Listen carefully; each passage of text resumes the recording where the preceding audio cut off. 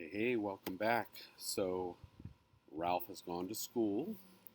Ralph has been found out by the teacher, and now they've decided to make a class project around Ralph.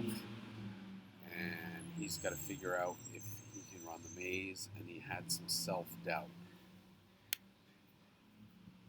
So, what if he couldn't run through the maze faster the second time? What if he couldn't find the food the first time? What if he turned out to be dumb? Oh, of course I'm not dumb, thought Ralph, as he tried to make himself comfortable in Ryan's pocket once again. I can ride a motorcycle, can I? He began to have doubts again, and doubt turned to anger. His intelligence, or stupidity, was nobody's business but his own. When the last bell rang and Ryan went to the back of the room to get his jacket, Ralph poked his nose out of the shirt pocket. I'm not going to do it, he squeaked at Ryan. I'm not going to run any maze just because you say so. You sure are, said Ryan out of the corner of his mouth, so no one would notice he was talking to Ralph.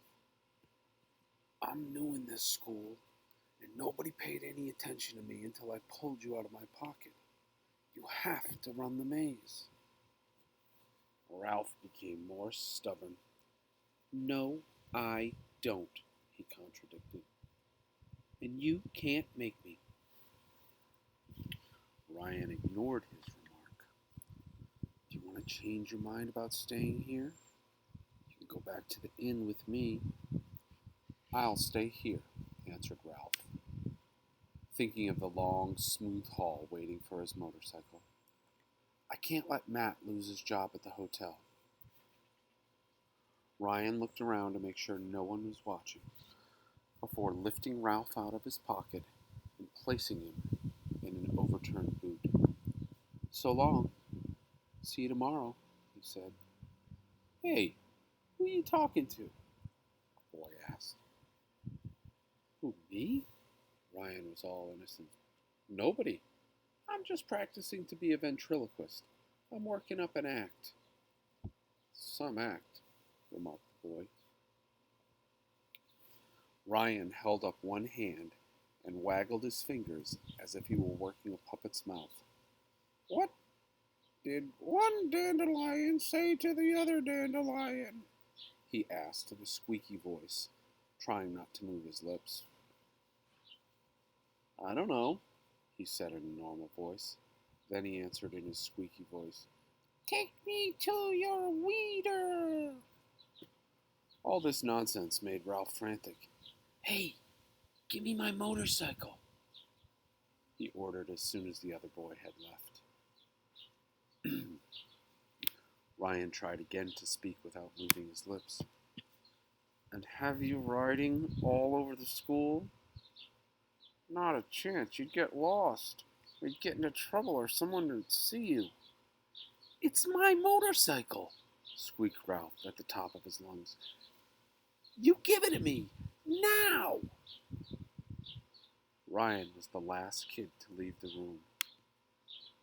We'll see about that, he said as he bent over to speak to Ralph. We'll see about that after you run the maze on Friday.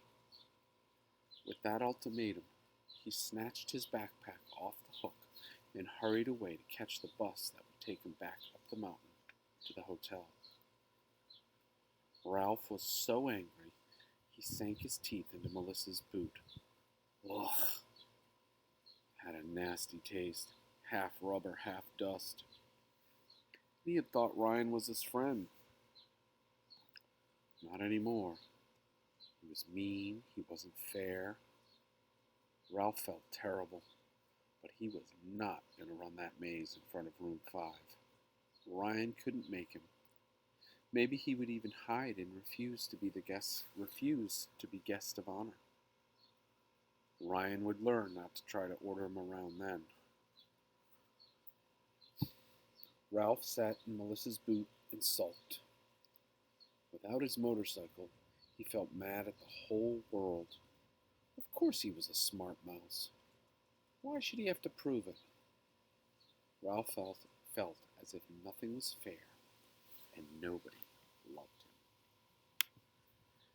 him. And I know this was a short section, but that is the end of the chapter. Our next chapter, page 65, chapter 4, is called Life at School. And I'll read that in the next section. See ya.